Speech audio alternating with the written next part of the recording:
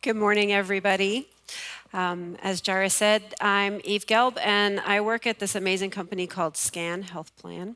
It's a health and social services organization that was founded right here in Long Beach by seniors for seniors.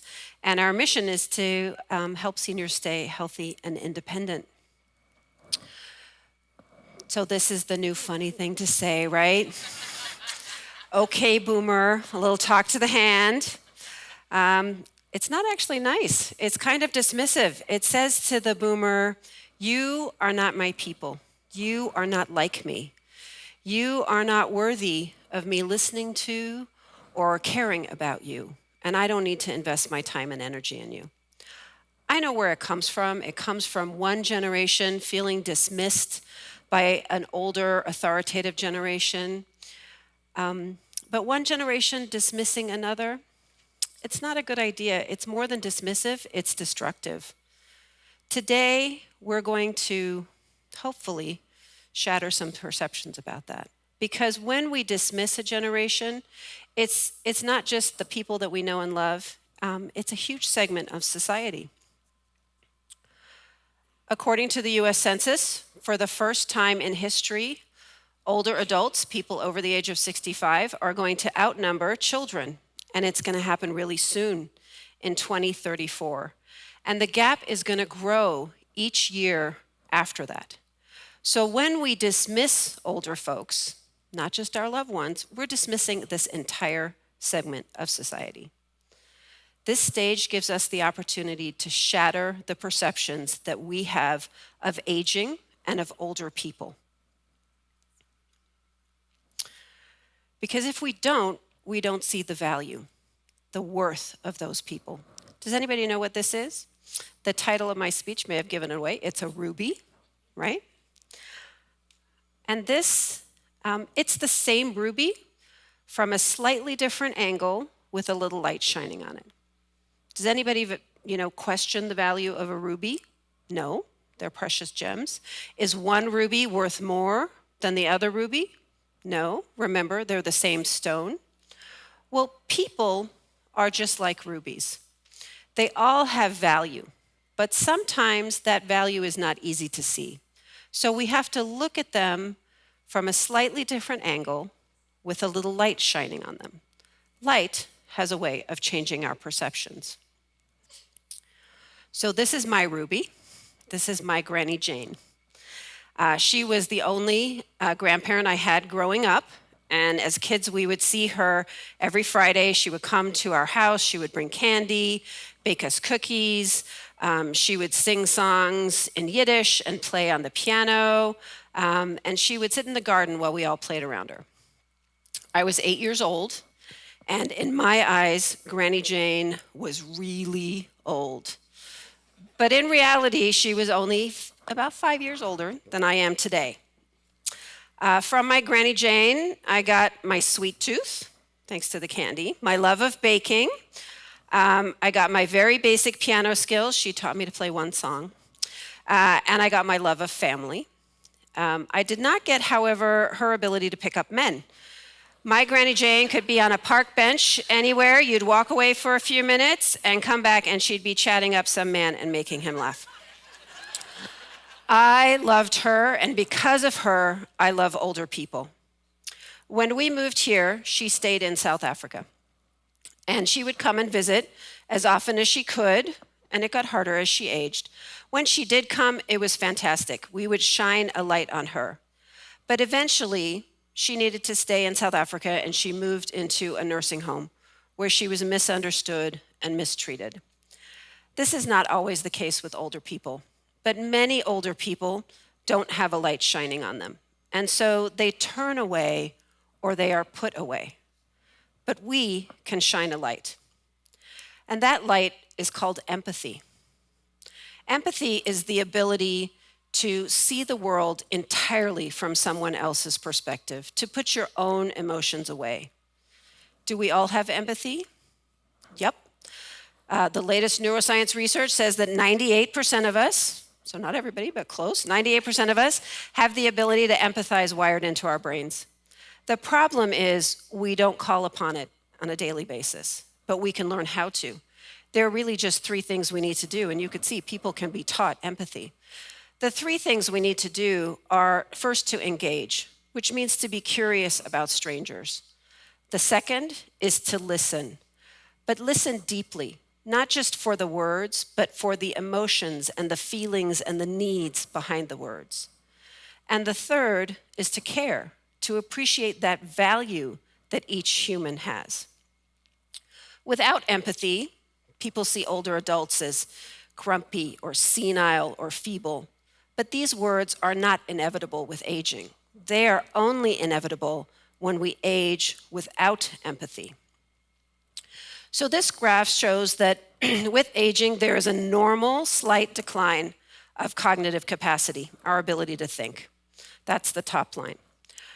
But when people aren't actively engaged, they decline more and they decline faster. We can close this gap with empathy.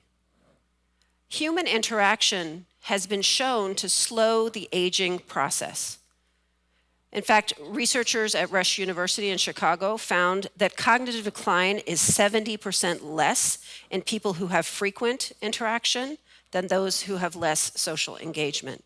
And cognitive capacity is not the only thing that is impacted by this. So is physical functional ability.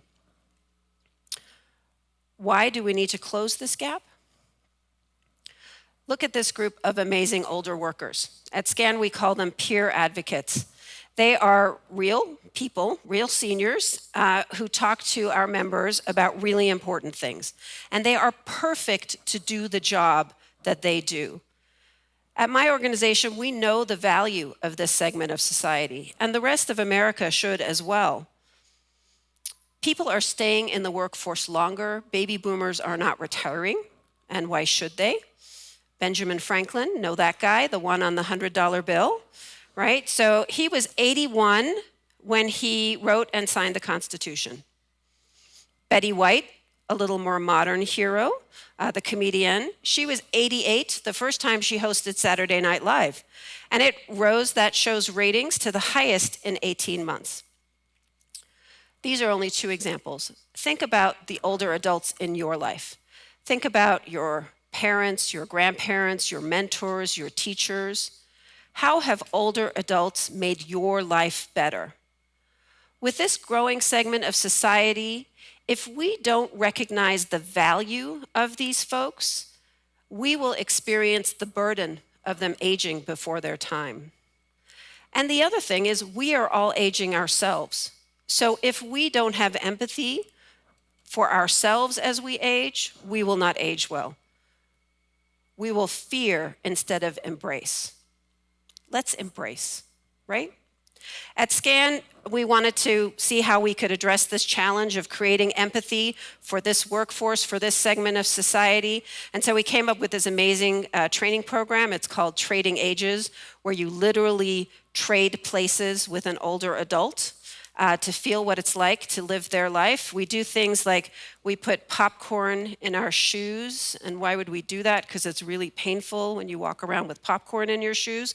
Well, what that does is it mimics something called neuropathy, which is a very painful nerve disorder that many seniors feel and face. When we experience, we understand instead of fear. People love this course. Thousands of people have taken it. A bunch of folks at Cal State University Long Beach have taken it. But there are only so many shoes you could put popcorn in. So when we wanted to bring this to more people, some brilliant people at our organization, and I was not one of them, thought of the idea of virtual reality. Virtual reality is the perfect technology to teach empathy, right? Because you literally put on these very attractive goggles and you view things entirely from someone else's perspective. These goggles will be out there at the break, and we hope you get an opportunity to live the life of a senior for a few minutes and experience what it's like. But we don't have virtual reality goggles on right now, but we do all have our imaginations. And so we're going to use our imaginations to step into an older adult's life, to step into George's life. So before I go on, the screen is fuzzy and yellow, and it's that way for a reason. George, who's 82 years old, he has a visual disability that's common to seniors, and it makes him see the world this way, this fuzzy yellow way. So as I said, George is 82 years old, and he is on a date. And yes, 82-year-olds have dates. He's on a date with the love of his life, his wife of 60 years, Alice. He's picked her favorite restaurant. He's wearing his favorite shirt, the one she got him, and he thinks he looks hot tonight. He thinks he's going to get lucky because 82-year-olds do get lucky. So here's how the date goes. George, are you wearing that shirt again? It's got a big stain on it. I thought I threw that away. George, don't you know what you're going to order? Can't you read the menu? Oh, fine. I'll just order for you. How is George feeling? How would you be feeling? Right? George doesn't want to go out on a date again, but remember how important social interaction is for folks? People like George feel belittled, struggling with their physical disabilities, and they turn away. They shut themselves from the world in order to save themselves the shame and embarrassment. And when they do, they begin aging and dying before their time. But there's something that we can all do, right? Because we have empathy. So the way we can show this is by doing something that I call micro-volunteering. So you heard the word volunteering and you thought, oh, she's going to ask me to give up my Saturday and go volunteer at a nursing home or a senior center or change my career to something in the field of aging. And don't get me wrong, those are all really fantastic ideas. But micro-volunteering is a heck of a lot easier than that. Micro-volunteering is volunteering yourself in your daily life, volunteering yourself to practice empathy with others. It's volunteering to be the one who walks home a little slower from the grocery store with your older neighbor. It's volunteering to be the one who sits next to an older adult at a family gathering and asks her about her life and shares a little bit about yours. It's volunteering to be the one who calls grandma on a Sunday morning to give her something to look forward to. Micro-volunteering is easy. Just look around you. You will see people who are aging or struggling in some other way, and you can volunteer to be the one who engages, who listens, and who cares. So we started with my Granny Jane, and I'll end with her. She was the first older adult that inspired me, but I am inspired by older adults every day in my daily work. I'm inspired by one of our members. His name is Bill, and he is 93 years old. He is the caregiver for his wife who has dementia. They have been together for 72 years. And even though he has his own health issues, he cares for her. He says, "That woman is my heart and soul, and it will be that way all the way until the end." I am inspired by the light he shines, and it inspires me to shine a light too. Who will you shine your light on? Who will you grace with your empathy? Empathy is the cornerstone for every human interaction. It's what helps us age well, and it helps everybody live our lives to the fullest.